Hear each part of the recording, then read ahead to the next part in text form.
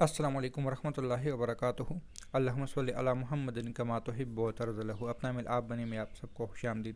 ناظرین سامعین، اس ویڈیو میں ہم یہ بتانے کی کوشش کریں گے کہ مراقبہ کیا ہے اور کیسے ہوتا ہے۔ مراقبہ ایک ایسا چیز ہے جس کو میڈیٹیشن بھی کہا جاتا ہے، اور یہ ہر مذہب اور ہر نسل والے لوگ کرتے ہیں۔ اب ضروری نہیں ہے کہ مراقبے کے لیے ہم صرف بیٹھ کے اور ایک مخصوص لفظ کا انتخاب کر لیں، ایسا نہیں ہے۔ مراقبے سے مراد یہ ہوتا ہے کہ ایک وقت میں ایک چیز ایک جگہ پر بیٹھ کر ایک چیز کی طرف یکسوئی حاصل کر لے، وہ چاہے ہم مصلے پہ ہو، یا چاہے ٹھنڈے پانی میں ہو، یا چاہے ٹھنڈے آگ پہ ہو، یا چاہے ٹھنڈی برف پہ ہو، اور یا چاہے کسی اور چیز پہ ہے۔ یہاں پر میں نے ایک چیز کا تذکرہ کیا ہے، ٹھنڈی آگ کا۔ اس سے کیا مراد ہے؟ آگ تو گرم ہوتی ہے۔ اب میں نے ٹھنڈی لفظ کا استعمال کیوں کیا، اور میں نے جان بوجھ کر کیا؟ جناتی آگ جو ہوتی ہے اس کا پہچان ہمیں کرنا مشکل ہوتا ہے کہ یہ ٹھنڈی ہے کہ گرم ہے۔ جس طرح ہم کہتے ہیں یہ صورت کی یہ بہت پرتاثیر ہے، ہوتا تو ایک لفظ ہے، یہ ٹھنڈی صورت ہے، یہ گرم صورت ہوتی ہے۔ اسی طرح ٹھنڈی آگ بھی ہوتی ہے، جو بظاہر کسی کو سمجھ نہیں آتا، لیکن آہستہ آہستہ سے اس کو ایک دیمک کی طرح اس چیز کو کھاتی رہتی ہے۔ ایک آگ ہے، شعلوں کی طرح آگ ہے، چیز کو راکھ کر دیتی ہے۔ ایک ہے ایسی آگ، ایسی چیز، ایسی نحوست کہو کہ وہ ایک چیز کو ختم کرتی جا رہی ہے۔ بارش خطرناک وہ ہوتا ہے جو بالکل آہستہ آہستہ ٹپکتا ہو، نہ کہ زیادہ تیز بارش۔ تو پانی بارش نقصان نہیں دیتا، بظاہر لوگوں کو لگتا ہے تو پانی بارش نقصان دیتے ہیں، لیکن نہیں۔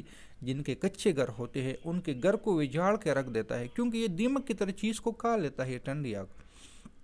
ٹھنڈی آگ چاہے گرم پانی ہو، چاہے آپ کے پاس برف ہو، چاہے آپ کے پاس کچھ بھی ہو، مراقبہ ایک چیز پہ یکسوئی حاصل کرنے کا نام اور اس پہ کوشش کرنے کا نام ہے۔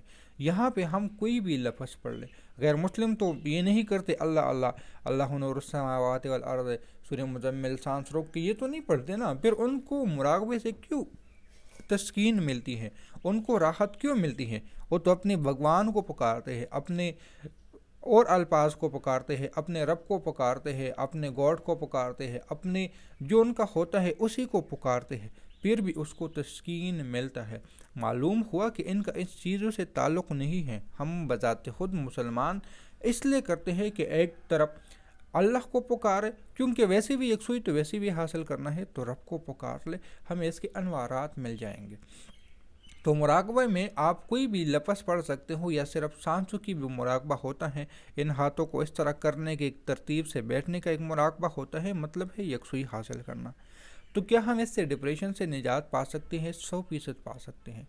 جو غیر مسلم لوگ ہیں، جو اکثر لوگ نقصان کر لیتے ہیں یا کسی نہ کسی چیز میں، وہ مراقبے کی طرف بہت زیادہ توجہ کر لیتے ہیں اور مراقبے پہ یقین کر لیتے ہیں۔ میں نے مراقبے کی مشقیں کی، مراقبے پہ زیادہ میں بات نہیں کرتا، لیکن مراقبے کا رزلٹ بہت زبردست ملتا ہے۔ جہاں پر چلے حقیقت ہے، جہاں پہ وظائف حقیقت ہے، جہاں پہ حاضرات حقیقت ہیں، وہاں پہ مراقبہ بھی ایک بہت بڑا کارآمد چیز ہے۔ لیکن میں زیادہ تر اس پہ توجہ اس لیے نہیں کرتا کہ میں بہت کم استعمال کرتا ہوں۔ ایک بندے کو اس کی لت جب لگتی ہے نا تو پھر تو لگ جاتی ہے، لیکن جب تک لت نہیں لگتی تو اس کو کرنا بڑا مشکل ہوتا ہے۔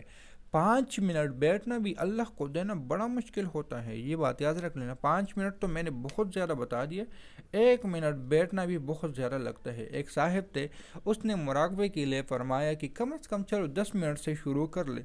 تو پھر ایک شخص نے کہا کہ میں نے مراقبے کو اسی طرح شروع کیا کہ یہ سوچتا تھا کہ میں تو آدھا گھنٹہ واش روم کو دے سکتا ہوں، تو کیا 10 منٹ اپنے رب کو نہیں دیکھ سکتا؟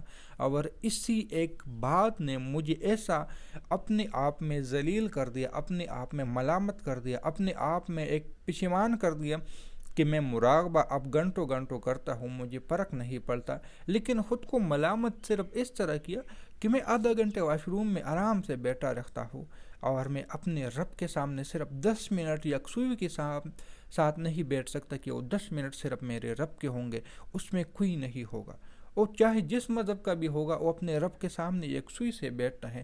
غیر مسلموں میں بہت سارے، اب میں یہاں پہ غیر مسلموں کے الفاظ بار بار استعمال کر رہا ہوں کیونکہ ان کے مراقبے مضبوط ہوتے ہیں، ان کے مراقبوں پہ ایسا یقین ہوتا ہے، ان کو اپنی توجہات پہ ایسا یقین ہوتا ہے کہ میں مثالیں اس لیے دینا چاہتا ہوں۔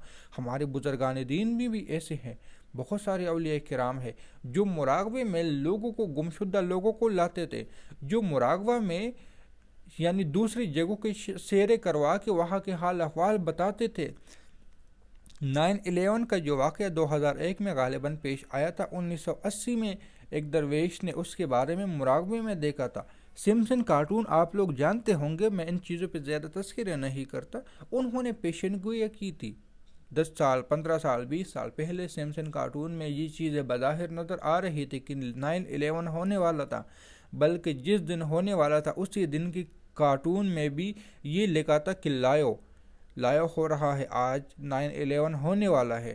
لیکن اسی کی برعکس ایک درویش نے سن 1980 میں 9/11 کے پورے واقعات کو دیکھا، اور ایسے واقعات لاتعداد ہوں گے۔ مجھے صرف ایک شخص کے بارے میں، ایک اللہ والے کے بارے میں، ایک درویش کے بارے میں، ایک ولی کے بارے میں پتہ ہے کہ اس نے 1980 میں اس بات کو یعنی اس حالات کو دیکھا تھا۔ تو آنے والے وقتوں کو بھی دیکھ سکتے ہیں۔ ہاں یہ ہے کہ آپ مراقبے میں چیزوں کو تبدیل نہیں کر سکتے، جو ہوگا وہی ہوگا۔ جس کو میں باطنی آنکھ کا جب میں نے تذکرہ کیا تھا کہ نہ کھولے، تو ایک اس وقت میں نیا تھا، ایک چیز سے ڈر رہا تھا کہ آپ لوگ بھی نہ ڈرے، لیکن جس نے ہونا ہے اس نے ہونا ہی ہے۔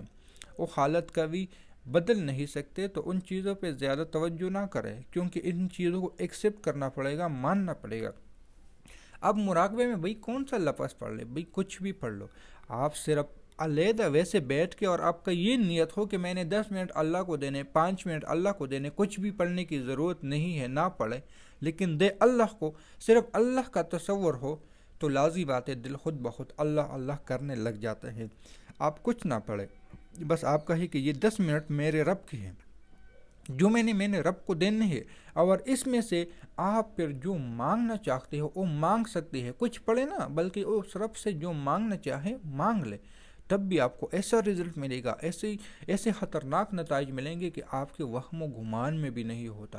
جو لوگ ڈپریشن میں ہے، پریشانی کی حالت میں ہے، وہ اگر اس کو کریں گے تو یقین جانے ایسا نتائج ملیں گے۔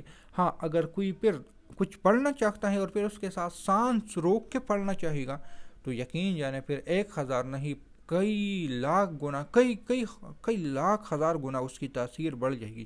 یعنی آپ نے پڑھنا ہے اللہ اللہ، تو اس کو سانس روک کے پڑھ لے، آنکھیں بند ہو، اللہ کی طرف توجہ ہو، آنکھیں بند ہو، سر جھکا ہو، یا جس طرح آپ کو آسانی ہو بیٹھنے میں آپ اس طرح بیٹھ کے، اور پھر اللہ کی طرف توجہ، دل سے توجہ ہو، اور یہ تصور ہو کہ نور الہی عرش سے ایک نور میرے دل پہ پڑ رہی ہے، اور میرا دل اللہ اللہ یا کچھ بھی پڑھ رہا ہے، اور اسی تصور میں آپ کچھ وقت دیکھ لیں، آپ کو ایسی کیفیت، ایسی پراسرار رونما چیزیں ہو جائے گی کہ آپ حیران ہو جاؤ گے۔